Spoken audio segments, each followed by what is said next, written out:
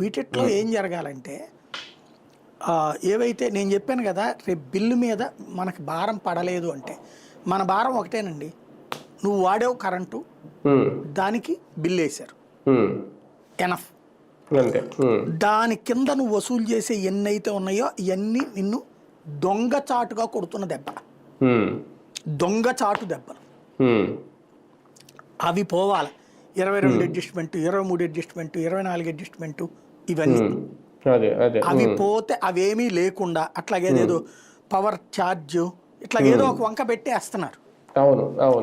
అలాగే వాళ్ళు ఏదో ఇనిషియేటివ్ తీసుకుంటారట ట్రాన్స్ఫార్మర్లు అవి కొనుక్కోవడానికి, ఆ డబ్బులు కూడా నిశ్శబ్దంగా వేస్తున్నారు. ఒక రకంగా చెప్పాలంటే ఆ బ్యాంకింగ్ సెక్టార్ ఎట్లయితే నిశ్శబ్దంగా మన నెత్తిని బాతుందో తెలియకుండా ఛార్జీ కింద వేసేస్తారు.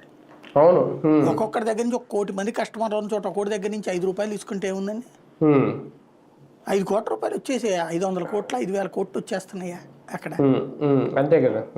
శుభ్రంగా 5 రూపాయలు 1 కోటి మంది దగ్గర నుంచి తీసుకుంటే ఎంత వెళ్ళిపోతుంది. అట్లాగే వీళ్ళు ఏం చేస్తున్నారు, వీళ్ళు ఇట్లా నిశ్శబ్దంగా బాతున్నారు. రేపు కరెంటు బిల్లు చూడండి, నేను చెప్పినట్టు మీరు వాడిన కరెంటు మీకు ఆ కరెంటు ఇంటూ డబ్బులు, అది పోను మిగతాది ఏది ఉన్నా మిమ్మల్ని దోచుకోవడమే అంతే.